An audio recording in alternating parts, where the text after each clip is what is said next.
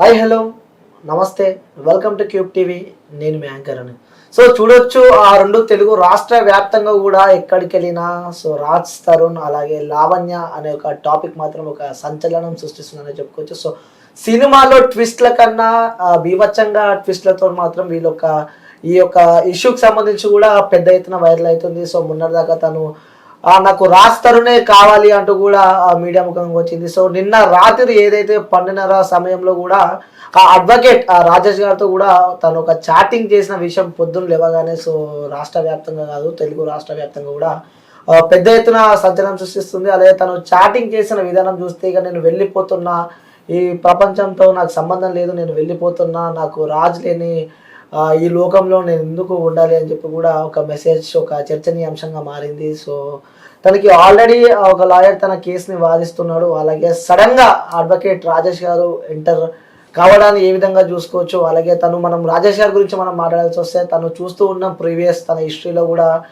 చాలా కేసులే వాదించాడు. ప్రతిదీ సక్సెస్ అయిన విషయం మనందరికీ తెలిసిందే. ముఖ్యంగా చూసుకున్నట్టయితే కొంతమంది ప్రముఖుల కేసులు కూడా తను వాదించిన విషయం మనందరికీ తెలిసిందే. ఎందుకు అక్కడ ఆల్రెడీ లాయర్ ఉన్నాడు, తను కూడా చాలా పెద్ద కేసులు వాదించిన వ్యక్తే. సో ఆ లాయర్ కాదని చెప్పి కూడా నిన్న సడన్ గా ఎందుకు ఆ లావణ్య అనే అమ్మాయి ఇటు అడ్వకేట్ రాజేష్ గారి వైపు ఎందుకు మళ్ళింది, సో ఏంటి తనకు ముందే పరిచయం ఉందా రాజేష్ గారితో, ఏంటి తెలుసుకునే ప్రయత్నం అయితే చేద్దాం. అలాగే ఏమని చాట్ చేసిన విషయం కూడా తను వాట్సాప్ ద్వారా కూడా ప్రతి ఒక్కరికి షేర్ చేశారు. ఆల్రెడీ మనందరం చూసాము. అసలు ఏం జరిగింది, ఏ సమయంలో తను మెసేజ్ చేసింది, ఏం జరిగింది తెలుసుకునే ప్రయత్నం అయితే చేద్దాం. సో సార్ నమస్తే. నమస్కారం అండి. సార్ ఎలా ఉన్నారు? బాగున్నాను, బాగున్నారు? బాగున్నాం సార్. చూడొచ్చు, అంటే మీ గురించి స్పెషల్గా మాట్లాడాలంటే సో అనునిత్యం ఏదో ఒక కేసులో కనిపిస్తూనే ఉంటారు. సో ప్రతిదీ సక్సెస్ రేట్లో దూసుకెళ్తున్నారు. సో ఏంటి సార్ ఈ లావణ్యకి సంబంధించి మీకు లావణ్యకి ఇంత ముందుకి ఎక్కడన్నా కలిసిన అనుబంధం కానీ తను ఎప్పుడు కలవలేదు, ఎప్పుడు మాట్లాడలేదు, ఫోన్ మాట్లాడలేదు. నిన్న నైట్ 8:30కి ఒకసారి కాల్ చేశారు, ఎత్తలేదు. 9:30కి కాల్ చేస్తే లిఫ్ట్ చేశాను. బట్ ఇంతకు ముందు ఏదో సమ్ చాట్స్ అదేంటిది క్లయింట్స్ ఉంటారు కదా, hi bye without I'm Lavanya అని, దాంట్లో ఇక్కడ చాట్ లేదు. నిన్న మాత్రం లావణ్య అని క్లారిటీ వచ్చాక ఆమె అంటే సరే ఇలా కేసు ఎలా వెళ్తుంది ఒకసారి చెప్పండి, మీ ఒపీనియన్ చెప్పండి అని చెప్పారు. నేను చెప్పాను యాక్చువల్గా నీకెలా ఉంటుందో ఆయనకు కూడా అలా ఉంటుంది కదా, యాక్చువల్గా అడ్వకేట్ పెట్టుకునే అధికారం ఉంటుంది, ఆప్షన్స్ కూడా ఉంటాయి. ఆప్షన్స్ అడిగింది, యాంటిసిపేటరీ బెయిల్ ఉంటుంది అన్నాను, బెయిల్ అన్నాను. ఆమెకు కూడా ultimately the justice will give the proper judgement. But మీరు చెప్తున్న మాటలకి కూడా మీరు కూడా పెట్టిన సెక్షన్స్ కూడా ఒకసారి క్రాస్ వెరిఫికేషన్ చేసుకోండి అని చెప్పాను యాక్చువల్గా. సో ఆమె చేసుకున్నట్టుంది, ఏదో మనస్తాపం చెంది 12:30కి అయితే ఒక మెసేజ్ అయితే పెట్టింది, నేను వెళ్ళిపోతున్నాను, ఇదంతా పద్ధతి కాదు, ఒకసారి నా మాట విను, just hear to me, definitely I will give counselling అంటే కూడా మేము మెసేజ్కి రిప్లై ఇవ్వకుండా 4-5 టైమ్స్ కాల్ లిఫ్ట్ చేయకుండా ఉంది. దాని తర్వాత మళ్ళీ ఒక పెద్ద మెసేజ్ పెట్టింది, hi everyone, I'm Lavanya, wife of Raj Tarun, Mali Malhotra, I so in reasonable for my date, అదంతా కూడా.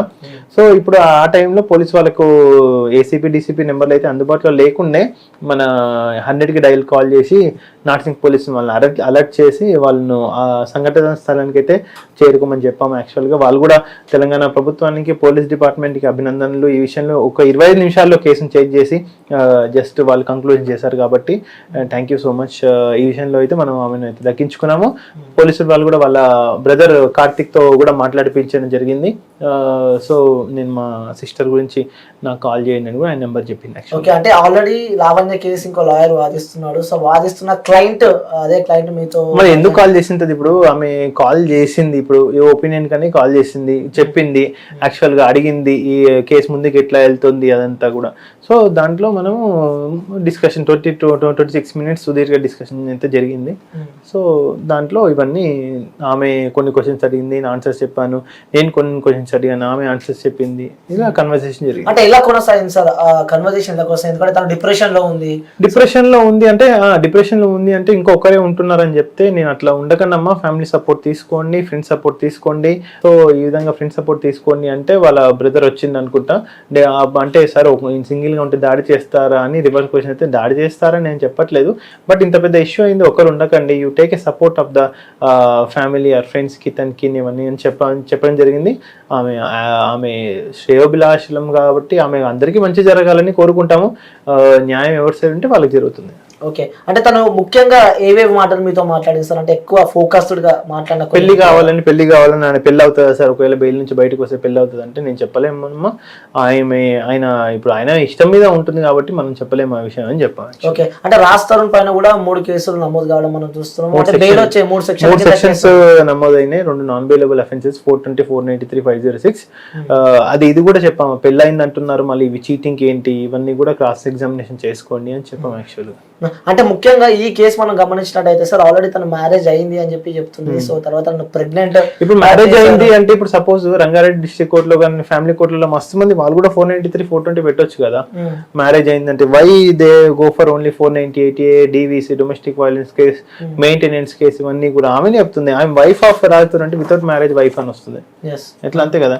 మ్యారేజ్ అంటే కొన్ని సెక్షన్ ఒకలాగా ఉంటుంది, మ్యారేజ్ కాకపోతే ఒకలాగా ఉంటుంది. ఏదైనా థింగ్స్ పోలీస్ వాళ్ళు ఏం చేసింటారు, ఆ కంప్లైంట్ బేస్ చేసి ప్రైమ్ ఆఫ్ బేసి సెక్షన్ రాస్తుంటారు. వాళ్ళు తప్పు కూడా మనం చెప్పలేం కదా యాక్చువల్గా. ఓకే, సో అంటే ఈ ఇష్యూకి నేను అని చెప్పి అంత మనస్తాపానికి గురై అంటే చివరిగా మీతోనే తను లాస్ట్ కాల్ మాట్లాడింది కాబట్టి, సో మీరు అడగడం జరిగిందా సార్ నాకు ఎందుకు కాల్ చేశారు? సో నాకు ఎందుకు కాల్ చేస్తుంటే ఇప్పుడు యాజ్ అడ్వకేట్ నాకు రోజు 100 కాల్స్ వస్తుంటే మనం అట్లాడే నాకెందుకు కాల్ చేసింది అని అంత వాళ్ళ ప్రాబ్లమ్స్ ఉంటే డిస్కస్ చేస్తారు. మేము ఉందంటే అవుతుందమ్మా, ఇది అవుతుంది, ఇది కాదు అని చెప్తాము. వాళ్ళకి ఇష్టం ఉంటే కేసు ఇచ్చుకుంటారు, లేకపోతే వేరే అడ్వకేట్ చూసుకుంటారు. సో మనకు కేసులు లెక్క కాదు, అది కాదు. సో మనము వాళ్ళు క్వశ్చన్స్ అడుగుతారు, లీగల్ గా మనం పాయింట్స్ చెప్తాం, వాళ్ళు నచ్చితే వస్తారు, లేకపోతే లేదు. ఓకే, అంటే మీరు ఈ కేసును గమనించారా సార్? ముఖ్యంగా ఈ రాజ్ తరుణ్ లావణ్య కేసుని గమనించినట్లయితే మాల్వి మాల్హోత్రా అని చెప్పి కూడా తనపై కూడా కేసు వేయడం జరిగింది. అంటే దీన్ని బట్టి మేబీ మీరు ఆల్మోస్ట్ చదివే ఉంటది కేసుకి సంబంధించి, మీ కన్క్లూజన్ ఏమొస్తుంది? కన్క్లూజన్ అంటే ఇట్లా ఒంటరిగా ఇప్పుడు డిప్రెస్ అయినప్పుడు you have to take the state help, state department help తీసుకుంటే మీకు కొంచెం కౌన్సిలింగ్ కానీ ఫిజికల్ గా, మెంటల్ గా, మానిటరీగా సపోర్ట్ అనేది ఉంటుంది యాక్చువల్ గా. So they will take you about your health, mental health ఇవన్నీ కూడా కాన్షియస్ గా ఉండి మీకు ఇలాంటి వాళ్ళు కౌన్సిలింగ్ చేస్తారని మా యొక్క అభిప్రాయంతో డీజీపీ గారికి వెళ్ళి రిప్రజెంటేషన్ ఇవ్వడం జరిగింది. వాళ్ళు కూడా కొంచెం పాజిటివ్ గా రియాక్ట్ అయ్యి they will take decision as per appropriately అని చెప్పడం జరిగింది. ఓకే, తను ముఖ్యంగా మీతో మాట్లాడినవి ఎందుకంటే వాళ్ళ లాయర్ తో పాటు కూడా కేసు వాపస్ తీసుకుంటే 5 కోట్లు ఇస్తా అని చెప్పి కూడా 5 కోట్లు, 10 కోట్లు, 15 కోట్లు లాయర్ విషయం ఏం, లాయర్ గురించి కూడా నాకు ఎక్కడ కంప్లైంట్ చేయలే, సుంకర గురించి కూడా ఏం కంప్లైంట్ చేయలేదు. బట్ నేనే సుంకరకు నైట్ 12:44 చేసినప్పుడు పికప్ పడుకుంటారు, ఎవరైనా వాళ్ళు కూడా పడుకుంటారు కదా. సో ఎక్కడ ఎవరి గురించి కంప్లైంట్ చేయలే. She has only taken opinion, that's it. Okay, so తను మీతో చెప్పిన మాటలు ముఖ్యంగా గమనించినట్లయితే హైలైట్ పాయింట్స్ అంటూ కొన్ని ఉంటాయి కదా సార్? హైలైట్ పాయింట్స్ అంటే అదే పెళ్లి అని అంటే పెళ్లి సుమారు ఎన్ని నిమిషాలు మాట్లాడారు? 26 నిమిషాలు మాట్లాడాను మొత్తం. ఏమన్నా మాట్లాడవచ్చు? వాళ్ళ పేరెంట్స్ సపోర్ట్ చేయడము, పెళ్లి వియంకులు ఇవన్నీ కూడా, ఆమె యుఎస్ కి వెళ్ళి పెట్స్ ఇవన్నీ కూడా డిస్కషన్ చేసింది. జనరల్ మీడియం డిస్కషన్ జరిగింది, కొంచెం ఇన్ డెప్త్ గా జరిగింది. అంటే గతంలో కూడా ఈ డ్రగ్స్ విషయం కూడా ఏమన్నా మీతో తీసిందా? డ్రగ్స్ విషయంలో మనం కామెంట్ చేయడానికి రాదు, ఎందుకంటే ఆల్రెడీ కేసు రన్ అవుతుంది కాబట్టి మనం దాని మీద మాట్లాడలేము యాక్చువల్ గా. ఓకే, సో ఆ కేసు అయిపోయిన తర్వాత కూడా సో తను ఆల్మోస్ట్ మార్నింగ్ నైట్ ఈ కన్వర్సేషన్ అయింది. సో తర్వాత ఆ మార్నింగ్ నుంచి ఇప్పటి వరకు తనతో కాల్ మాట్లాడడం కానీ, సో తనతో మెసేజ్ చేయడం, లావణ్య తోటి మార్నింగ్ నుంచి మళ్ళీ మెసేజ్ కాల్ చేస్తే లిఫ్ట్ చేయలేదు. వాళ్ళ బ్రదర్ కూడా మళ్ళీ ఏదో ప్రెస్ మీట్ ఉన్నట్టుంది కదా వాళ్ళ అడ్వకేట్ తోటి. ఇట్ హ్యాపెన్, వాళ్ళ రైట్స్ వాళ్ళకు ఉంటాయి కదా, ఏం అనలేము. ఓకే, దీన్ని బట్టి మీకు ఏం అర్థమైంది సార్ ఈ కేసుకి సంబంధించి? ఇప్పుడు ఇట్లా ఉంటాయి, ఇప్పుడు ఇంత ప్రాబ్లమ్స్ ఉన్నప్పుడు మీరు ఒంటరిగా ఉండకండి, you have to take help of family అని నా ఒక ఒపీనియన్ అంతే. ఒంటరిగా ఉంటే ఇట్లా ఆలోచనలు వచ్చి డిస్పర్స్ అవ్వడం కన్నా యూ టేక్ ఇన్ హెల్ప్. ఒకవేళ ఎమర్జెన్సీ పరిస్థితుల్లో మనకు టోల్ ఫ్రీ నెంబర్స్ ఉన్నాయి, ఆత్మహత్య కౌన్సిలింగ్ కేంద్రాలు ఉన్నాయి, వాటిని అప్రోచ్ అయితే మీకు జస్టిస్ జరుగుతుంది ఒక ఒపీనియన్. అంటే బెయిల్ వచ్చే అవకాశాలు ఉన్నాయా? రాస్తారు బెయిల్ ఇప్పుడు ఎవరికి రాదండి. బెయిల్ ఇప్పుడు మా అంటే 30 రోజులు అటు ఇటు జైలుకి పోతే బెయిల్ 100% వస్తుంది కదా. ఇదేమన్నా జీవిత ఖైదా, టెర్రరిజమా, అగెనిస్ట్ నేషనా, NDPS కేసా, డ్రగ్స్ కేసా? ఒక డ్రగ్స్ కేసు అంటే చార్జ్ షీట్ వేయకుండా 3-4 సంవత్సరాలు కొన్ని కేసులు ఉంటాయి. దీంట్లో బెయిల్ ఇప్పుడు కాకుండా 30-40 రోజులు అటు ఇటు బెయిల్ వస్తుంది. అంటే ఈ కేసు విషయం మనం మాట్లాడుకున్నట్టయితే సార్, అమ్మాయి ఏమో నాకు రాజ్ తరుణ్ కావాలని చెప్పి అమ్మాయి చెప్తుంది. అదే అమ్మాయి రాజ్ తరుణ్ కావాలి అంటే మీరు కొంచెం వేరే డిఫరెంట్ వే ఆఫ్ అప్రోచ్ అయ్యేది ఉండే. యాక్చువల్ కొంచెం మోర్ కొంచెం ప్రేమ చూపిస్తే ఆ ప్రేమ కరిగిపోతుంటాడేమో. నిన్ను సంసారం అనేది పిల్లల్ని ఇష్టంగా చేసుకోవాలి కానీ అని ఆమె కూడా కొంచెం గైడ్ చేసినాము. మీరు కరెక్ట్ వెళ్ళండి, ఒకసారి వెళ్తున్నారు కొంచెం రీచెక్ చేసుకోండి. మళ్ళీ మీకు ప్రాబ్లం అంటే ఎలా చూసుకోవచ్చు సార్? అంటే దీని ఏమో రాస్తారని కావాలంటుంది, కానీ ఈ కేసులు ఇవన్నీ చూసినట్టయితే రాస్తారని వచ్చే అవకాశాలు ఉన్నాయంటారా మీరు? అది రాస్తారని సో లాలో ఉంటారా సార్?